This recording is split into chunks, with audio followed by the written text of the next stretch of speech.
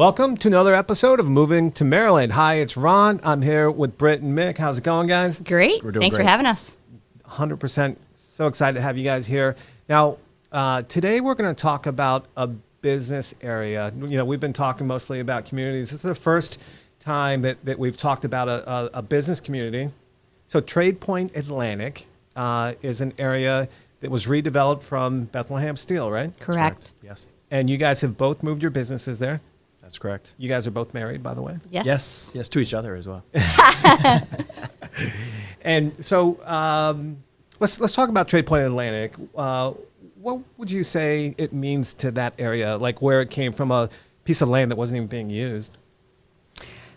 Yeah, I mean, so to your point, the old Bethlehem Steel, Bethlehem Ship plot of land where at one point there were 45 or 50,000 employees that were either making steel or using that steel to make ships.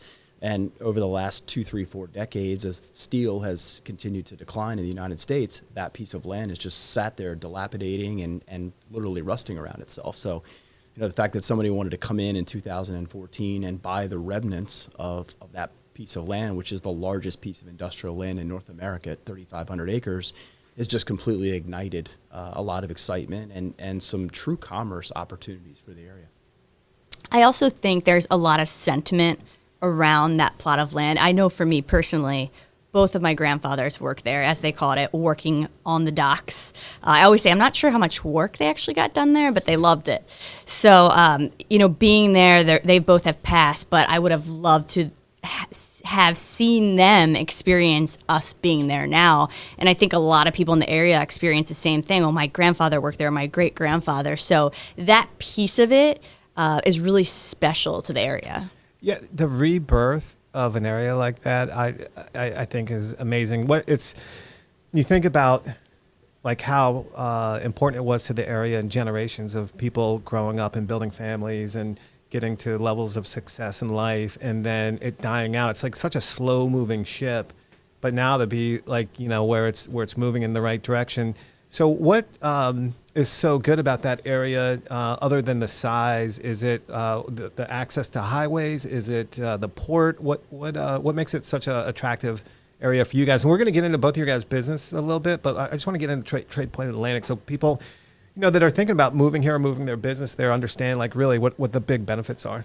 It's all of them. It's everything you just said. So you have 695 running right next to it. 95 not too far away, but it still has all of the infrastructure that Bethlehem Steel had. So whether that is a deep water port, massive rail access, and the work they're doing to the Howard Street tunnel, which is going to open that up and allow for too high container access, is huge. It'll double the capacity of that area. There's a water treatment plant on site, which has Niagara Beverage moving in to be able to produce water and using all of that existing infrastructure. So you're talking about, you know, 21219 was a city, and it has all of the assets that a city has, and that's a huge draw. And you know, for the people that run Tradepoint, their challenge is bringing all of that back online as it continued to come offline slowly over time. As the demand went down, now they're bringing all of that back, whether it's a container port or water processing or rebuilding all of the roads that were sitting there crumbling. It's all coming back online in different speeds simultaneously. It's really fun and fascinating to watch. Yeah, and if somebody asks what's so special about TPA, putting it very succinctly, it's the largest North American industrial park that's multi-modal, which means water, trucking, and rail. And that's from two people that run businesses that heavily rely on bringing products in and getting them out. That's certainly an advantage for us. I like TPA. Like if you're in the know, TPA. Yeah. Mick says it all the time, and people never know what he's referencing, so I have to remind him. True. Not everybody knows what TPA is, but hopefully that changes. Yeah, absolutely. Yeah, so I was in technology back in the day, and you know, I would talk to some sales people that would, you know, I could tell they were like acting techie, and I would say, well, what's the IEEE standard for that? Is that 802.3? And, you know, they'd be like, what are you talking about? You know, bust out the acronyms. Yes. Oh, yes. You know, so let's talk about your businesses, Arnold Packaging, and then Britt, we'll get into yours. You know, what made you guys attracted to that area? Like, why is there a good reason for other people that are there to do business with, or? All of the above. So we turned 90 years old this year in 2023. And we've always been, for the prior 89 years, in one zip code, 21230. So we have been in Baltimore City our entire history. And I had been watching Tradepoint Atlantic come about, been watching its development, and at the same time looking at our lease. We had leased our spaces and have historically. We've never owned our last two buildings. We did way back when, but realized that our growth was too explosive and we might be hampering ourselves and trying to buy buildings and stay in them for a period of time. So I've been watching Tradepoint come online and having conversations with friends that are in commercial real estate who introduced us to the team, Kerry Doyle and Mark Salati, that are building Tradepoint. And it just aligned. You know, we've experienced 6 straight years of double-digit growth. We had maxed out the capacity in everything that we do, which is packaging, manufacturing, and distribution. So the idea that we could build a building to our spec with all of the latest engineering capabilities, so 40-foot ceilings and wide columns and all of the things that industrial businesses need to thrive, whether it's yield or productivity or flow, to go there with a blank slate and start fresh was very, very attractive. And the team at Tradepoint Atlantic made it very easy. They were our partners in building it out and helping us to create a facility that we can stay and thrive in for certainly another 10 years. And I would say that if we blew out the confines of that space, we would go find another space on the campus and probably move one of our business units, our container manufacturing plant, our distribution. We would probably move a self-sustaining unit to a new facility, which would be easy to do there. So that's very, very attractive as well. So now, Britt, your business is watching your growth has been exciting because you entered into a type of business that's really dominated, I think, by men. Very much so. Right? Is that an understatement? Yes. So construction, and it's the largest male-dominated industry in the entire world. Maybe next to mining, but they go 1 or 2. Right. So, we've been friends for a while, and watching your growth has been really awesome. I love watching my female friends, blow up a business, and especially when the odds are stacked against you, growing a business, but in a male-dominated business to carve a niche and to succeed like you have been. So on top of why you're attracted, can you tell a little bit about your origin story and how you got into it and then kind of blend in the TPA? Yes, absolutely. So quickly, I was my whole life growing up was soccer, and I was playing professional soccer, and the league in the United States was folding. It wasn't financially stable. So it was this abrupt point in my life where I thought I was going to play soccer like every young kid does forever, even though it was my career at that time. And I had to make a decision. Was I going to continue to make no money and try to pursue this dream of playing soccer forever, or get into business? And it was the perfect transition for me because I felt like I'd achieved everything I wanted to in soccer. I played at every level. And at that time, I ended up going to work for and with my uncle, who he's the VP at Grasmick Lumber. So most folks in Baltimore know who Lou Grasmick is. He built out Canton. He was one of the early investors in Canton and Federal Hill and Fells Point, and was very instrumental in building this part of the city. So I learned a lot in working with them. And my uncle said, listen, I know you don't care about construction. We'll teach you everything you need to know about the industry, but we just want somebody getting our face in the community and exposing, who Grasmick Lumber is. Went to work for them, and I just fell in love with construction industry instantly. I found people woke up early. They were hardworking. They were very honest, very blunt, sometimes to a fault, but it just all resonated with me, especially coming from a very hard, athletic, stringent life. So fast forward, I worked for a GC development company and then started my own company. And we sell construction materials, Tegeler Construction Supply. And this all ties back to Tradepoint Atlantic very beautifully because I was still working for an employer, and the master plan for both Tradepoint Atlantic and Port Covington was coming online, and I recognized it. And a lot of the money was coming from TIF money, state, and I was realizing, well, they're going to need women-owned or minority participation in these developments. It's like, man, I could start a business and just float the entire business off of these two developments if I could get involved. And it was that point it all clicked, and I decided to go out on my own. And since it's been, tremendous growth, we grew 69% over the past year.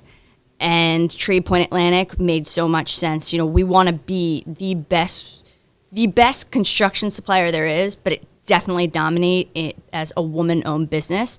Like, we've got to do everything we can to get that competitive edge, and being at Tradepoint Atlantic is one of those things that we can do to maximize and optimize what we're trying to do. If we weren't talking about construction and we were in like a soccer huddle, you talk like an athlete trying to compete, where it's super competitive, and that's what you got to do to be successful in business. So it's really, like, that's cool. That's super cool.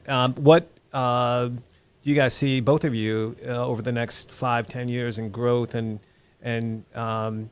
is TPA like really critical to that, important to it? Like, how important is that location? Critical to us. We do a lot of work in storage, logistics. I mean, one of the things that allows us to differentiate is stocking product for customers, helping them to specify it, but then also having it on the floor for next day delivery. We'll do things like vendor managed inventory. So having that type of space availability and being able to offer that capacity to our customers, and then combine that with a transportation team, it allows us to differentiate even a little more by right thing, right place, right time, and that is next day. So our customers can drop their inventory levels, they can keep their cash and their space to them. So Tradepoint is huge in being able to help us deliver that type of capacity. And then for us too, a lot of our customers are in the park. So you have 1.8 million square feet of McCormick, you have 4 million square feet of Amazon, you have 1.5 million square feet of Floor and Decor, Home Depot, 1.5 million square feet, Niagara, 600. So these buildings that are going up are massive. Our facility is 400,000, and we're one of the babies in the park at 400,000. Oh, yeah. We have people coming to visit, and they get lost in the park, and there's no way to spot us amongst these these massive buildings. And it's almost as if they feel like they can look around the corner and find us. You can't, not when there's Amazon. And right. So for us, we have a customer base that's there. United Safety Technologies is going to make gloves, so that was one of the outcomes of the pandemic. And I know their ownership, very attracted to Tradepoint. It's proximity to Washington, D.C., where they're doing this type of response for gloves and some of the things that we got exposed in the pandemic that were being made in other places around the world. And some of that is being reshored, and Tradepoint is a big target and a very natural choice. I mean, if you look at the East Coast, you have Newark and Savannah and Charleston are the biggest ports. Baltimore has a huge opportunity to come in and start taking some of that market share because of our location. We're in the center of the country. We've got great westbound roads. So the development they're doing there, and if you're trying to reshore into the U.S. and you're coming from Europe, for example, which is an easy trip, versus Asia, then it's one of the target areas that you might. And we've got BMW and Volkswagen, German manufacturers, that it makes a lot of sense for them to land there. There's a lot of other companies that want to do business here that will look at Tradepoint Atlantic too. Nice. I think it's also interesting that the energy companies that are coming in, so there's 2 wind, Ørsted and U.S. Wind are coming to Tradepoint Atlantic, or are there in transition. And then also we're taking a really good look at solar in that plot of land, because there is so much space. So that's really interesting to see that development go online. But as Mick said, I mean, if you are serious about growing your business, and there's opportunity right now where eventually there may not be, it's definitely a good time to take a look and get involved. Now, the location, I think, is like really fantastic for workforce housing, because you're surrounded by Dundalk and Essex and Middle River and parts of the city, and very affordable housing when you compare it to some of the more expensive areas, right? Mm-hmm. Yeah. Absolutely. So your workforce doesn't have to live that far, really. No, that's part of that infrastructure too. So we talked about the infrastructure that is on that campus, but you just have to go over, and all of those houses that were built to support Bethlehem Steel are still there. And we watched the gentrification in that area. You've got water all over the place. It is a peninsula. So Yeah. if you're looking for waterfront and you're willing to buy a home that needs a little help or a little TLC, you can buy it there affordably. You can rebuild it, and you can have yourself a wonderful place, and you might work around the corner too, or any number of levels of housing, depending on what you're looking for.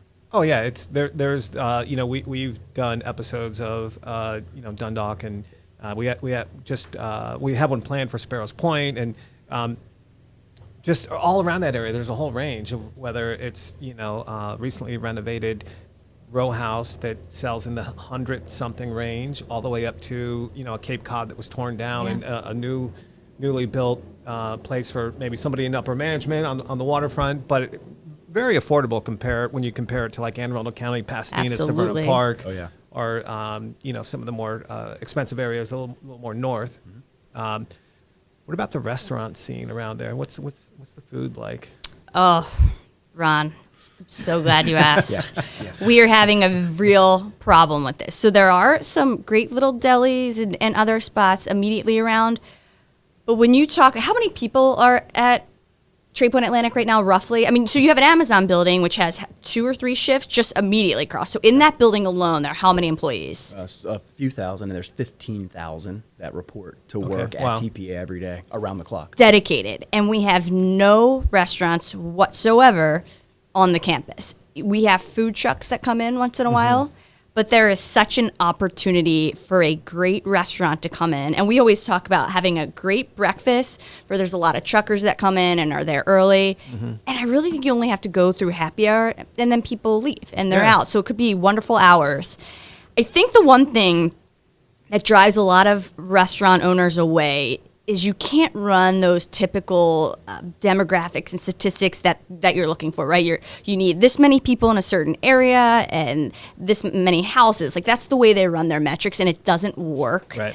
in those typical metrics. But what you're missing, this is a nuance. You're missing all the dedicated workers that come there every single day. I mean, talk about that, a gym, a doggy daycare. I mean, the opportunity for retail and restaurant is gigantic. And I think for anyone that's listening and that would be interested in taking a look and potentially putting in a restaurant, and one thing to keep in mind is that the folks at Tradepoint Atlantic are very motivated. They want to get someone in there too. So there might be some partnership opportunity to help the first person that wants to come in a way that would make it more financially feasible from the beginning. You have 2 people who are willing to partner with you already, too. So that's worth mentioning. Yeah, look, we do what we do when we are not restaurateurs, but we are big consumers, and we have the access, and we know the teams at TPA, and we would love to find a partner, and we have a good idea on what would work. We have production wow. capabilities, You guys have- and we've yeah. Well, you look for catering opportunities. Every business, we have lunch and learns, or we have big parties. I mean, just the catering alone. Then you have the breakfast and lunch crowds. Yeah, it's amazing, because the people are missing the boat on all of those people there. I mean, so yeah, right. They're looking at like how close the housing is and all that kind of stuff, and they're not, because it's this big and commercial campus. Yeah. And what you need is like a Panera. Once a Panera goes in, then all the Qdobas, all the other people are like, I want to be next to that, because they studied it. Somebody's got to study it and say, wow, this is different. It's like a like in residential real estate, we have portfolio lenders that can look at somebody that's, maybe they're an actor and they make $1 million 2 years in a row, but don't make any money because they're between seasons, which is a scenario we've dealt with, right? Like, somebody has to come in and say, wow, this is a lot of people just until like dinner time. Absolutely. This makes a ton of sense. Yeah. And that will open the floodgates, because once somebody comes in there, then it's going to trigger, a Panera. And then, because I understand, like, a Qdoba will see a Panera and say, we don't even have to research it.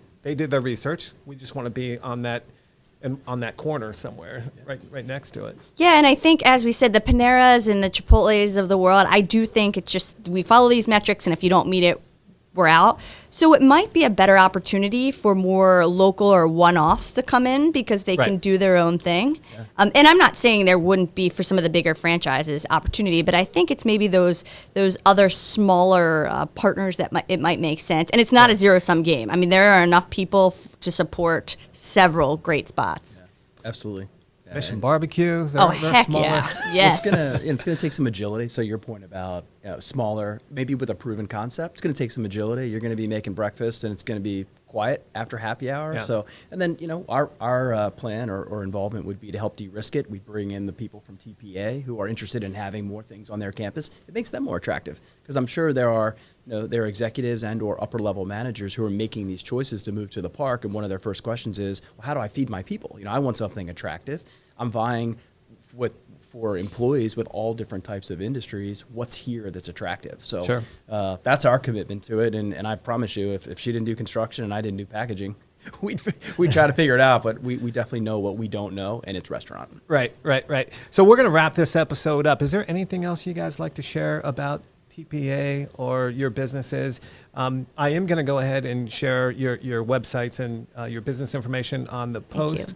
Anything else you guys can think about? Just that we're always willing and able tour guides. You're always welcome to come and see our facility, what it looks like inside. It doesn't do it justice to look at these facilities from the outside. Yes, they're massive, but until you get inside. So we're always very ready, willing, and able tour guides inside and know the management at Tradepoint, and always happy to make introductions. And we want as many cool neighbors as possible. And you should come and see it. There's just an electricity about the park that's very unusual in the state of Maryland and in the Mid-Atlantic. Yeah, and if anybody wants to start a restaurant, you have two best friends already, so you can add that value to your life. Awesome.